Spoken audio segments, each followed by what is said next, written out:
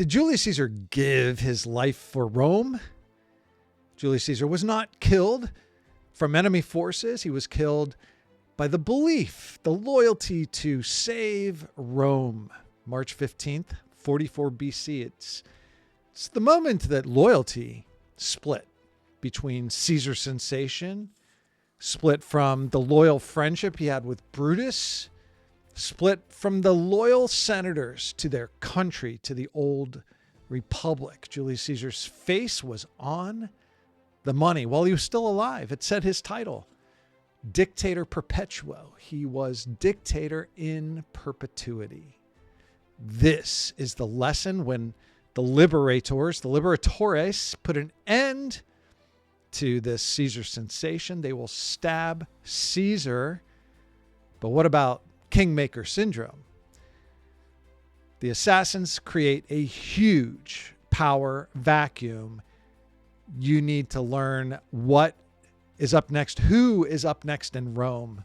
I'm Mr. Hull. This is Ancient History.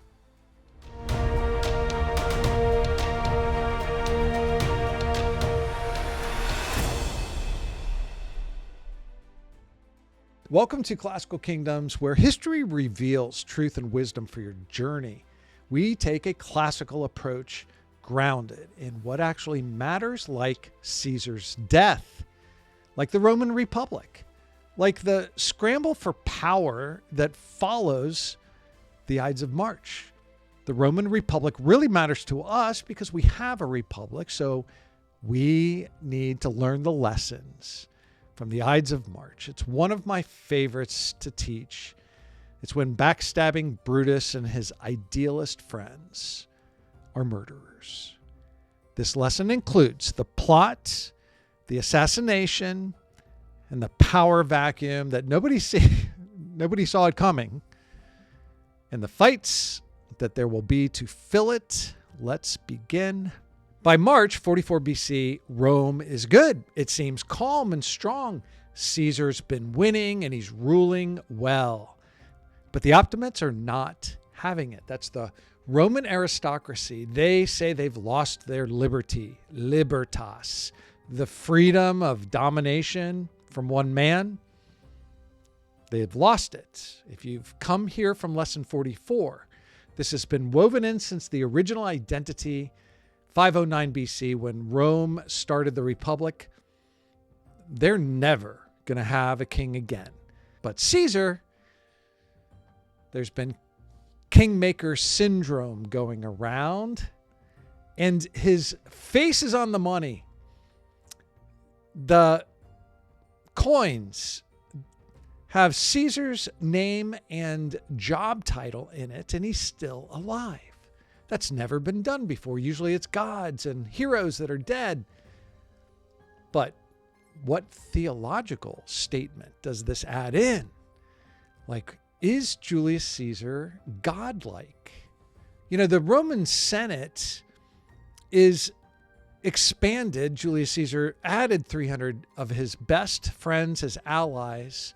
It's now a rubber stamp, so no one's going to check if you've been dead long enough to have your face on the money. The office of dictator was given to Caesar longer than ever. It's normally a time limit of 6 months. Julius Caesar got it for an extended time, but now it's dictator in perpetuity, dictator perpetual, dictator for life. But it's time to introduce you to some men who are going to decide the fates of the Roman Republic. Is the Roman Republic dead as of now with what has happened? Well, Cassius can answer that question for you. Our first ringleader. They're called the Liberators, the Liberatores, and Cassius is organizing this. Gaius Cassius Longinus. He is not a virtuous philosopher. He is a cold, pragmatic military man. He lost his command under Caesar, and he never forgave Caesar for it. So, can anyone say personal resentment? Is it all dressed up in loyalty? Is he the best friend of the Republic? Cassius, loyal to the Republic more than ever? No. But Cassius is smart enough to know that he needs a loyal anchor, a moral, virtuous person who's a virtuous Roman, who's loyal, that could join the Liberatores, the assassins. How about our second person, Marcus Junius Brutus, the famous Brutus, the loyal friend of Caesar, but way more. Brutus's entire Stoic identity is loyalty to his ancestors, because his ancestors were the ones who expelled the last Roman king centuries ago. In lesson 44, kings are not coming back. Brutus must be destined to be a liberator because of his family heritage, because of his loyalty to the past. But wait, there's more. Caesar is his friend, maybe like a family member friend, maybe best friend. Caesar was the longtime lover of Brutus's mom. Did you hear? Have you heard this before? Servilia was someone that Julius Caesar had a long-time affair, off and on again. People say that Caesar was more than Brutus's friend and could actually be his father. So Julius Caesar, being kind, friendly, loyal to Brutus, we see it. Brutus has too much split loyalties already to deal with, but there will be more. Imagine being asked to kill the most powerful man in the world, and that's the same man who pardoned you, gave you mercy, clementia, because Brutus was on Pompey's team. Brutus went with Pompey, went with Cicero and Pompey to Pharsalus and lost that civil war. But Julius Caesar pardoned him, gave him mercy. And that elevated Brutus to a trusted level. Brutus was given the governorship of Gaul, part of Gaul. And this man might be your father, and he's always been a good friend to you. But Cassius says, Cassius, are you loyal to Cassius? Cassius says, be loyal to history, to the old Romans. It is demanded of you that old Rome wants your loyalty. But Brutus's wife is noticing something. Her name is Portia. Portia, Porcia, not like the car. She knows something is wrong. She has watched her husband tossing and turning, barely eating, sneaking around, looking suspicious. But she senses the weight Brutus is carrying. But he can't tell. I mean, this is treason at the highest level, to form a group, to be in a group of assassins. So here's what she does. Taking a knife, a barber's knife, one night Portia stabs her leg, heavily bleeding in her thigh, like the wound that she gave herself, and she hides it. And got a fever and an infection for the pain and everything. She hides it for at least a day before she goes to Brutus. She walks over to Brutus, shows Brutus what she has done. And it speaks for itself, right? Do you know what she's doing here? She says, if I can bear this silence, I can bear your secret. So that's a Stoic woman. That's a Stoic warrior doing this. Stoicism. Brutus loves Stoicism. And he's loyal to Stoic.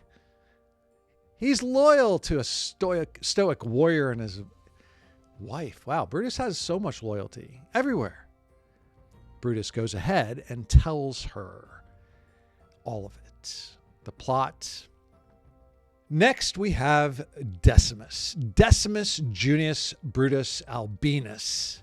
Not to be confused with Marcus Brutus, the one I just talked about, the famous backstabbing Brutus. This is Decimus. And he is extremely loyal, like Brutus should be or is, because this was Caesar's most trusted lieutenant, like Mark Antony.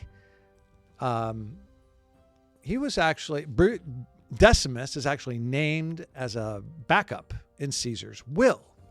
So there's a deep personal trust, which will make for deep backstabbing wounds. Brutus and Decimus both. He formed the pact of collective guilt. What is a group activity? What is a collective guilt? Cassius didn't want a small, tight cell of 5 or 6 assassins. He could have hired assassins.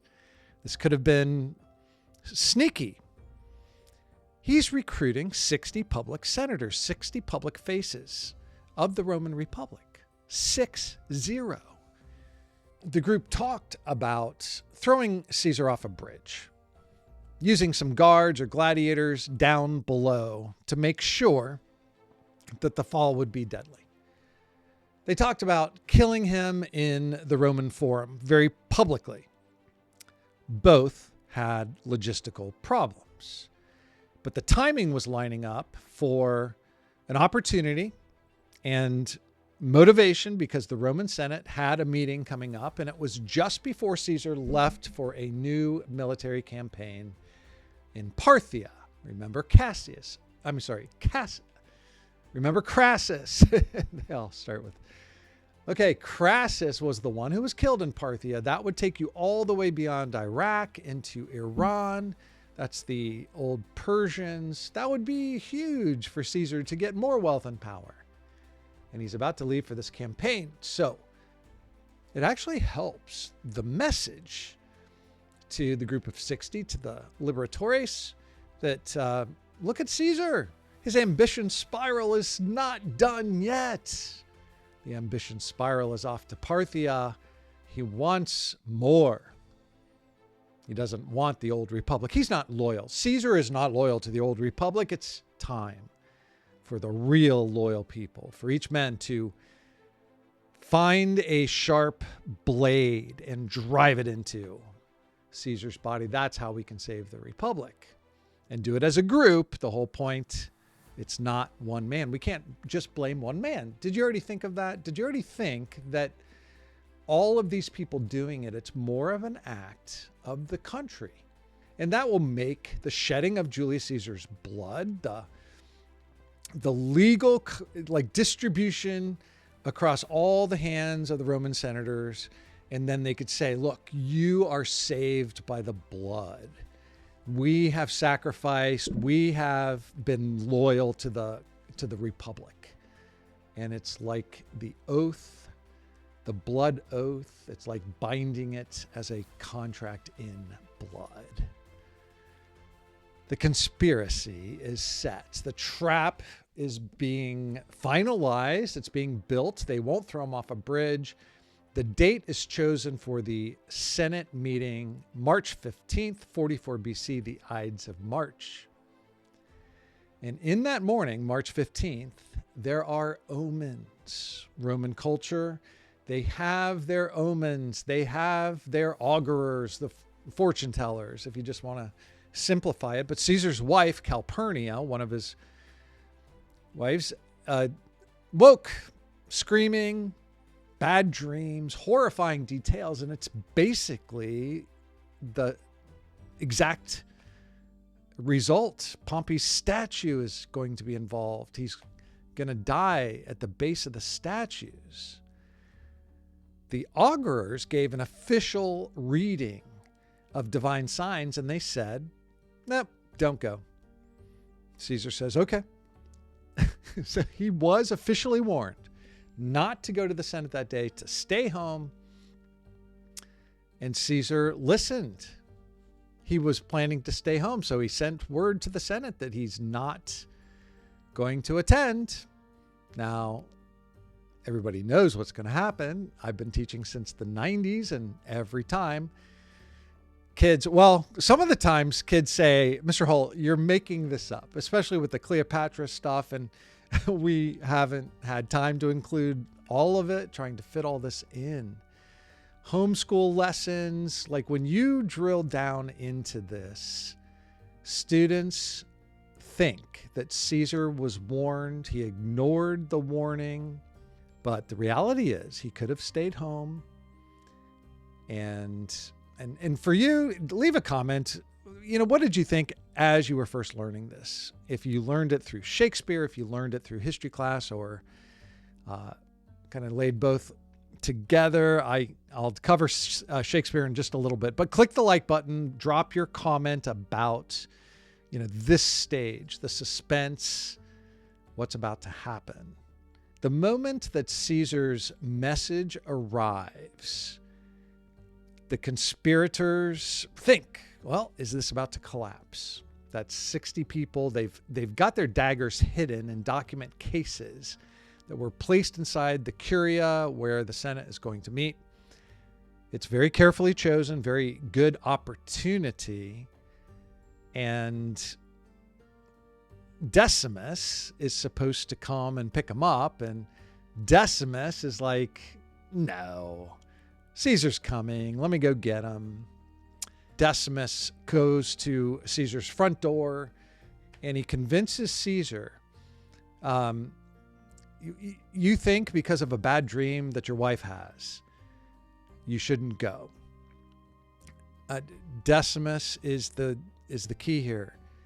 This is where their loyalty pays off. Well, or does this become more extreme betrayal? Like, what is this loyalty break?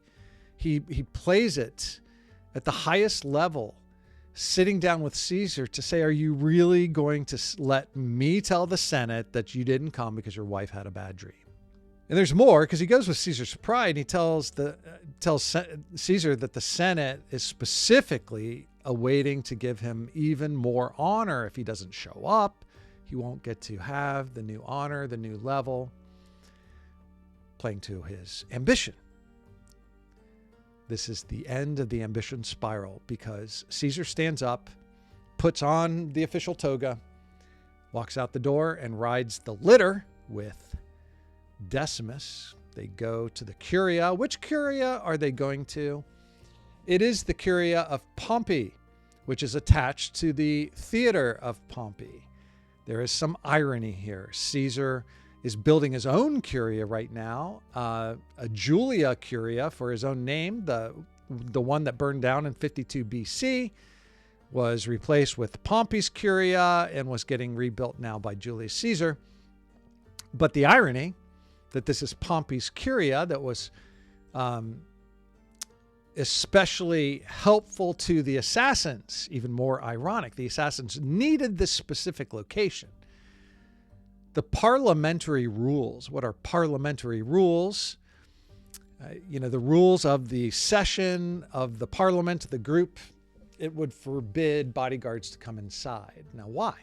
Why can't you have muscle men and people with weapons inside the voting chamber? You know what it is. We're not going to intimidate. We're not going to threaten. But guess what? There's a theater attached to the Curia, Pompey's theater. And you say, you can't have theaters inside. That's a Greek theater that Pompey built inside Rome, because Pompey had the kind of ambition that Julius Caesar has, but Julius Caesar is trying to do it one better. So there's a lot of irony here. Decimus owns a bunch of gladiators. Those gladiators are in the theater. So that's nearby. It's not in the Curia, but at least he's got some muscle close by. Decimus was one of the most trusted friends, and he's ready with his gladiator team. So what could possibly go wrong for the assassins, for the Liberatores? The Curia had to be a special consecrated holy place for the Senate meeting. So it is a religious, and Pompey had arranged for the consecration. It is a religious place. But Pompey wanted the presiding officer and for all the senators to be looking up at a massive statue of Pompey the Great. When he designed the building, 12-foot tall statue of Pompey. He was looking like a Hellenistic king. He's holding a globe in his hand, and he's looking out across to a temple. All of it is ironic. All of it is just packed with irony, because the man that Caesar defeated in a civil war, the man who was assassinated on an Egyptian beach, not by Julius Caesar, by the Egyptians, do you believe Caesar would have shown mercy to Pompey? Put it in the comments. What would have happened if Pompey lived? How would this have looked? Like button, subscribe. You know the drill. This is huge. But he would have given clemency to Pompey, like he did to Brutus, like he did to Cicero, because it just makes him more magnanimous and more king-like. And now I think poetic justice is coming. Poetic justice, what is that? Like you're getting the deserved retribution for your actions. Kind of for defeat. Like, what was the motivation for Caesar to defeat Pompey? Is it poetic justice? Is it irony? Is it theater? All of the above. As we prepare to start the session, right outside the building, there's a conspirator named Trebonius. Very important job Trebonius needs to say to Mark Antony, hey, I want to talk. Mark Antony cannot go inside with Caesar. Why? He's supposed to go inside. He's technically the co-consul with Caesar, but Mark Antony is a beast. He's physically enormous. He's a capable general because he was once a fighter. He was once, still is one of the most popular military leaders, but he would be a very capable bodyguard in this situation and fight, defend, keep him outside. Do not let him in. Keep him talking. That's an important job for Trebonius. So Mark Antony does not enter. Now, Cassius wanted to kill Mark Antony. Brutus made the compromise. We need to be virtuous. It doesn't make any sense, honestly, to be virtuous. Brutus overruled Cassius in their liberation. Don't kill unnecessary bystanders. Don't kill Mark Antony. We'll see how that works out later. You probably know. When Julius Caesar enters and takes a seat, the Senate session can begin. The session begins when Caesar takes a seat. Tullius Cimber is a senator who approaches Caesar with a petition. It's fake. Requests that his brother get recalled from exile. Creates a crowd. That's the crowd of assassins. And Cimber grasps the purple edge of Caesar's toga. That's the final signal that people come in with knives. Casca, Servilius Casca, has a glancing blow to the neck. It's not clean or surgical. It's not philosophical. It's not loyal. It's nothing. Caesar grabs his arm and shouts, Casca, you villain, what are you doing? And Caesar even he has a stylus in his hand and tries to defend himself. That's when the full group descends into the mayhem. And this is the moment, when these are senators, they're lawyers, orators, philosophers, respected, aristocrats, plebeians, all of it. Men who have spent their lives in the courtroom and the libraries. They know what the law is. They've never done anything like this. So I guess I'm saying they're not assassins. They're not skilled at knife skills. It's chaotic, and the assassins cannot even get into hit the knife to the target. They're actually slashing each other. They're wounding each other. There are some blows that hit Caesar, but he's not dead yet. He's not even unconscious. Brutus, the Stoic Brutus, loyal to the country, is not good with a knife. He takes his blade and kind of slices it across his own hand and some of his conspirators. And then the moment of Caesar realizing it's Brutus. He sees Brutus standing there with a dagger, with the blood. Caesar pulls his toga over his head and falls, not fighting or crying out. And the human drama of this scene is evident. It's well captured by historians. Let's talk about Shakespeare. What does Shakespeare do with this? He wrote a play called Julius Caesar, where the ultimate friendship betrayal is right here. Captured in the famous words, "Et tu, Brute," you too, Brutus, you too, my son.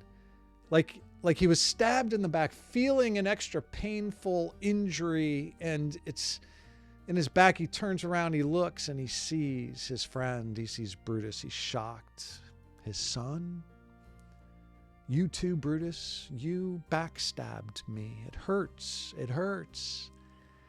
And this is Shakespeare's take on it, based on history. You know, the first best autopsy was done on Julius Caesar. The corpse of the dictator was counted with 23 separate dagger wounds, only one of which was fatal.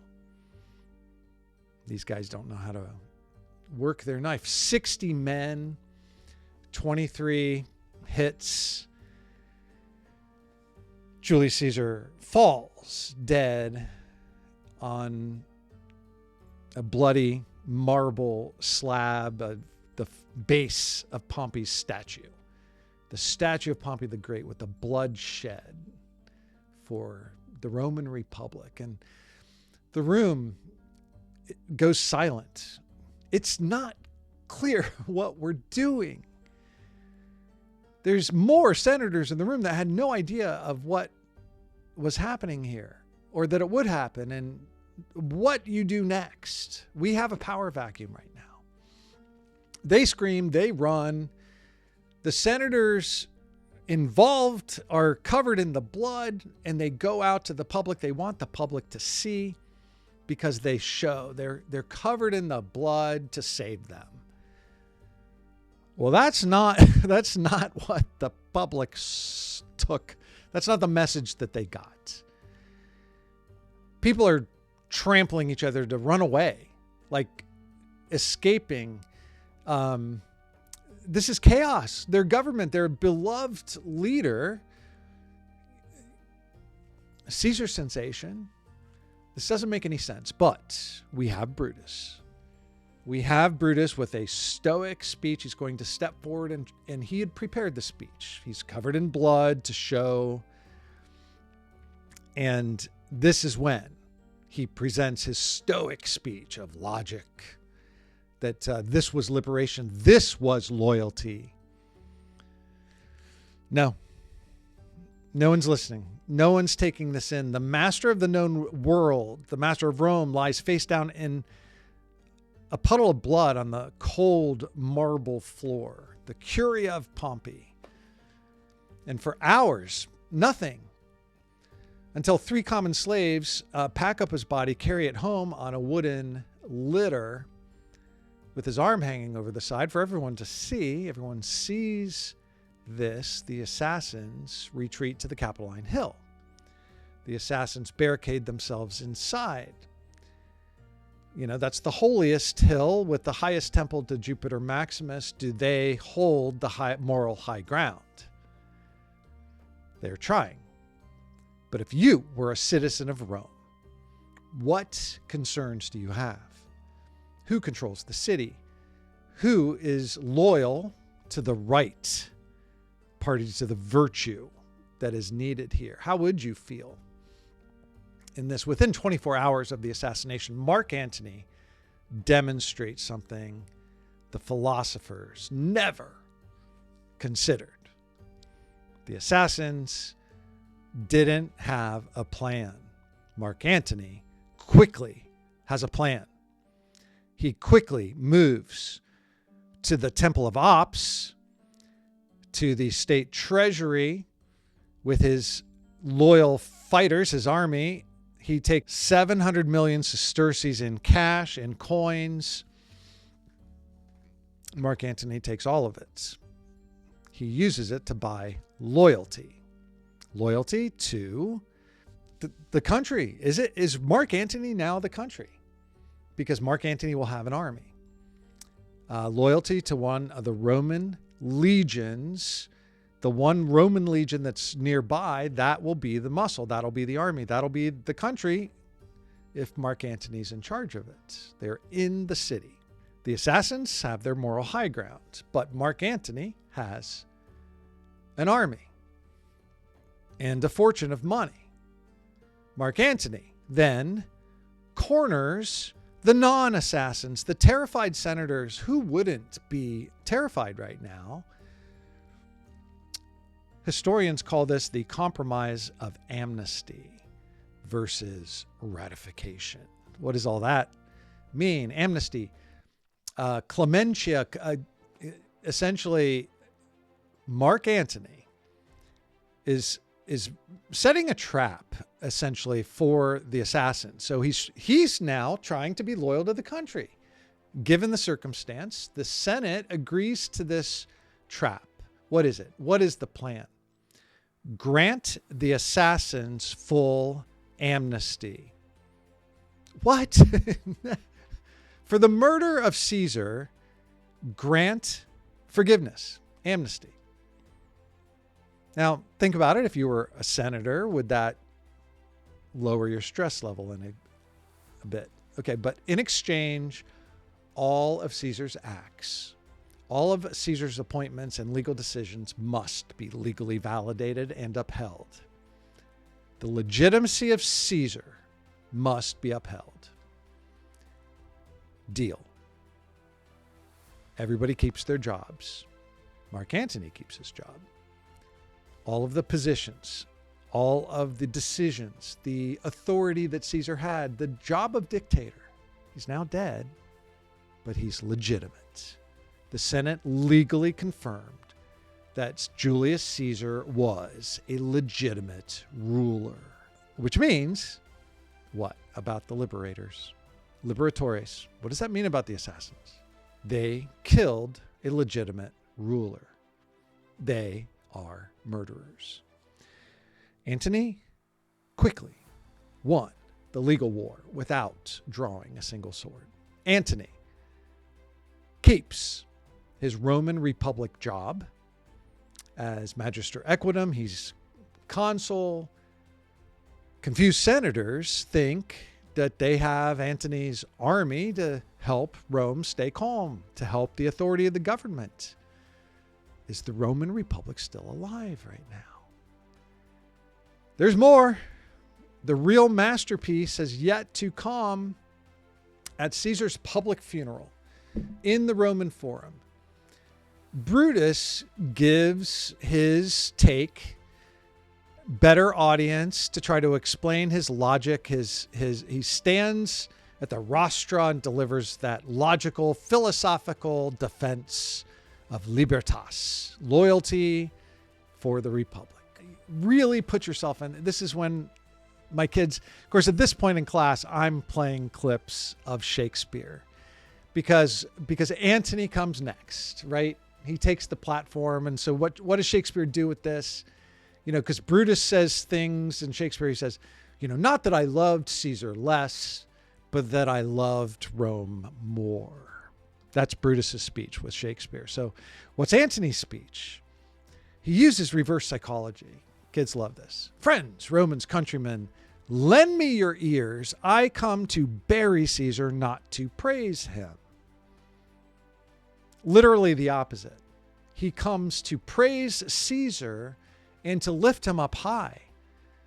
To be high and lifted up means that he's the successor. Mark Antony could take over. It's psychology, reverse psychology. Antony says, But Brutus says he was an ambitious man, and Brutus is an honorable man. I kind of messed that up. But Brutus says he was ambitious, and Brutus is an honorable man. That's the quote. That Caesar was ambitious, and that was like a fault, and that's why he got killed. And so the reverse psychology is that Brutus is an honorable man. Well, no, he's not. No, he's not. Mark Antony reminds everybody of Caesar's actions, and everybody would know what Caesar did. When the poor, this is a quote, Mark Antony in Shakespeare says, when that the poor have cried, Caesar hath wept. Ambition should be made of sterner stuff, like Caesar's ambition spiral. No, he wept with the poor. He's loyal to the poor, the Roman people, the average people. Mark Antony says, my heart is in the coffin there with Caesar, and I must pause till it come back to me. But now, there's more. Antony produces Caesar's will and reads it that Caesar left 300 sesterces to every single Roman citizen. That's everyone, Roman, buying power of like 300 lunches. Let's say he's buying everyone lunch for a year, or 75 daily wages. This is in his will, giving his wealth as money, the crowd. What does the crowd do? When they hear this, they're beginning to stir. But wait, there's more. What does Mark Antony do next? The final weapon is a mechanical, realistic wax effigy. What is an effigy? Like in Disney, the Hall of Presidents, the walking, talking model, not talking, but this is Julius Caesar's effigy, a wax model of Caesar, constructed to rotate slowly and to vividly display the 23 wounds. The public sees the 23 wounds. And this is the end of the public's calm. The mob storms the rostra. They build an impromptu funeral pyre in the sacred center of the Roman Forum. They grab anything. They are burning their furniture. They're marching towards the home of Cassius. They're marching towards the homes of the men that killed Caesar. The mob has turned. And Antony moves swiftly with a plan. Philosophers, they designed their butcher shop, you could call it. It's supposed to be pristine and logical and stoic. But the opportunist sold the meat of the butcher shop, who was the most wise. And the backstabbing idealists that fled Rome in sheer terror now. That's what's happening at the end. They have to grab what they can. That means Brutus is leaving. Cassius is leaving. Do they have any armies loyal to them? They cross the Adriatic Sea. Mark Antony is holding the state's millions now, commanding the army, keeping calm of this furious mob. And now he looks like he's standing alone at the Capitol in Rome. And the conspirators have eliminated their loyal leader, but they really failed to understand what the Roman Republic had built to this point. How much political power was needed to fill the vacuum that they voided with their abstract philosophy. And immediately it gets filled with Mark Antony. But don't forget, in Mark Antony's reading of the will, there's more that he didn't read out loud, which will set up some conflict for later, because the heir to Julius Caesar's family fortune, paterfamilias, and heir to the dynasty or the power, perhaps, is his great-nephew Octavian, who he names as son, adoptio. He adopts Mark Antony as a son. And so everything Julius Caesar had, is now passed down to Mark Antony. Sorry, no, I just messed it up to Octavian, but that's a good mess up because it's like a Freudian slip. Those two guys are going to clash here in the next lesson. With all the layers, it's not going to be resolved. So Mark Antony, Octavian, they are coming next. And classicalkingdoms.com can help you keep track of all the classical history, how many lessons this all connects to, because it matters. There are timeless truths at every level in this layer. And for you to unpack the courage that's going to come next, perhaps, and where was the right loyalty? Where was the right ambition for us to get out our classical virtues? It is a catastrophe. It is a murder, and there's a human element to it. But the Roman Republic was something very strong, something huge.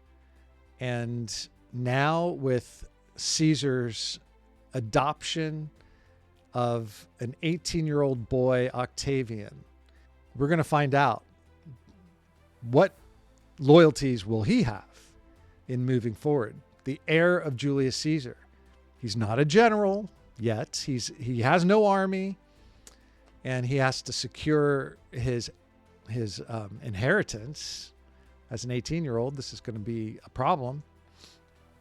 But he has something far more valuable right now, and that is the name Caesar.